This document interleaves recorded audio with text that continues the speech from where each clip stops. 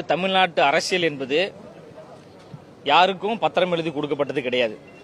தமிழ்நாடு என்பது யாருடைய அப்பன் வீட்டு சொத்தும் கிடையாது. இது ஒரு ஜனநாயக நாடு.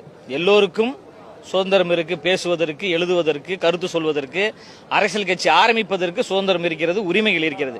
அந்த அடிப்படையில் தான் பிரைமரி ஃபோர்ஸாக, முதன்மை சக்தியாக, கரிஸ்மேட்டிக் லீடராக, மிகப்பெரிய ஒரு கல்ட் என்கின்ற ஒரு அடையாளத்தோடு தமிழ்நாட்டு மக்களுடைய உள்ளத்திலும் இல்லத்திலும் இருக்கக்கூடிய அண்ணன் விஜய் அவர்கள் பொது வாழ்க்கைக்கு வந்திருக்கிறார்.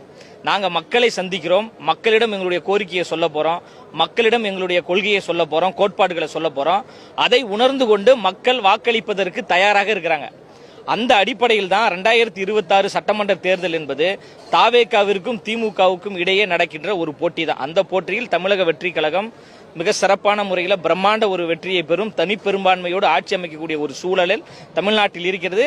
அதற்கு தமிழ்நாட்டு மக்கள் எங்களுக்கு துணையாக இருக்கிறாங்க. திமுகவிற்கு தமிழ்நாடு பத்திரம் எழுதி கொடுக்கப்பட்டது கிடையாது. ஜனநாயக போர்ல போறோம், மக்கள் எங்களுக்கு வாக்கு செலுத்துவாங்க. 6 கோடியே 30 லட்சம் வாக்காளர்கள் இருக்கிறாங்க.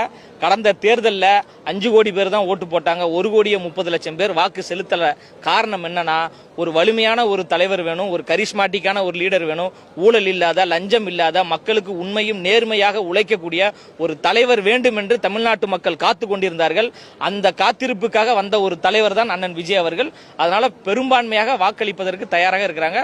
26 என்பது தமிழக வெற்றி கழகத்தினுடைய ஒரு காலம் தான். 6 மாசம் தான் இருக்கு. இன்னும் உட்கட்டமைப்புகள் பலப்படுத்தல, இன்னும் பல மாவட்டங்களில் மாவட்ட செயலரே போடல. அப்படி இருக்கும்போது அந்த எவ்வளவு வீரியத்தோட நீங்க அந்த களத்தை சந்திக்க இல்ல, அதாவது தமிழக வெற்றி கழகத்தினுடைய ஒரே அடையாளமாக, ஒரே முகமாக, ஒரே முகவரியாக இருக்கக்கூடிய ஒற்றை நபர் அண்ணன் விஜய் அவர்கள் தான். அவர் தமிழ்நாட்டினுடைய அடையாளமாக இருக்கிறார். அப்ப அண்ணன் விஜய் அவர்கள் யாரை கை காட்டுகிறார்களோ அவர்கள் தான் வேட்பாளர். அண்ணன் விஜய் அவர்கள் தமிழ்நாட்டின் முதலமைச்சராக வர வேண்டும் என்று தமிழ்நாட்டு மக்கள் முடிவு செய்து விட்டாங்க. அப்போ எந்தெந்த தொகுதியில் யார் வேட்பாளர் என்று அண்ணன் அவர்கள் அறிவித்து விட்டாலே அந்த வேட்பாளரை வெற்றி வேட்பாளராக மாற்றுவது தமிழ்நாட்டு மக்கள். அதுவும் குறிப்பாக அண்ணன் விஜய் அவர்களுடைய 2 கண்களாக இருப்பது யாருன்னு பாத்தீங்கன்னா, ஒன்று தாய்மார்கள், இன்னொன்று இளம் தலைமுறையினர். இந்த தாய்மார்களும் இளம் தலைமுறையினர் தான் தமிழ்நாட்டில் மிகப்பெரிய ஒரு ஆட்சி மாற்றத்தை உருவாக்கக்கூடிய ஒரு உந்து சக்திகளாக, தூண்களாக இருக்காங்க. அப்படிப்பட்ட தூண்களே நாங்கள் ஆட்சிக்கு வர வேண்டும், அண்ணன் விஜய் அவர்கள் தமிழ்நாட்டின் முதலமைச்சராக வேண்டும் என்று விரும்பிட்டாங்க. அப்ப அந்த அடிப்படையில் இன்னும் ஒரு 6 மாதத்திற்கு பிறகு தமிழ்நாட்டினுடைய முதலமைச்சராக அண்ணன் விஜய் அவர்கள் இருக்கிறாங்க. கட்டமைப்பு மிக வலிமையாக இருக்குது. எல்லா மாவட்டங்களிலும் மாவட்ட பொறுப்பாளர்கள் இருக்கிறாங்க, மாநில நிர்வாகிகள் இருக்கிறாங்க, 20க்கும் மேற்பட்ட துணைநிலை அமைப்புகள் இருக்குது. அதற்கான பொறுப்பாளர்கள் போடக்கூடிய வேலைப்பாடுகளும் நடந்து கொண்டிருக்கு. தமிழ்நாடு முழுவதும் மூளை முடுக்கெல்லாம் தமிழக வெற்றி கழகத்தினுடைய கொடி பறக்கிறது. அந்த அளவுக்கு கட்சி மிக பிரம்மாண்ட ஒரு வளர்ச்சியை பெற்றிருக்கிறது.